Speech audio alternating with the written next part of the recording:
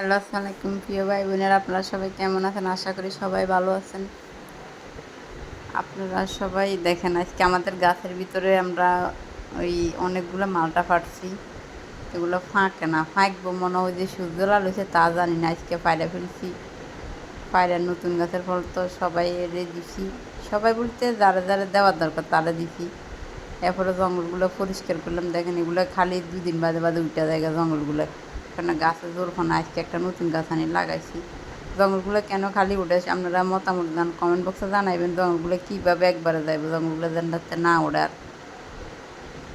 এরপরে ওই যে স্বাস্থ্যবিনী দেখেন ছালের উপর উঠে মালটাগুলো ফাটছে, কীভাবে ফাটছে। ছালের উপর তো এগুলো ছাড়া ফাটতে পারে না। এগুলো এখান থেকে ফাড়ার পরে তো নিচে এসে এগুলো সবাই মিলে যা যা দেওয়া দরকার দিচ্ছে। আমরাও রাখছি, 3টা রাখছি, আমরা 3টা রাখছি। আর বাপ মারলাই 2টা দিচ্ছি, চাষি করে 2টা দিচ্ছি। আবার অনেকটা বন্যারে আর একটা দিয়ে আরেক বন্যারে দিয়া এগুলো রাখছি।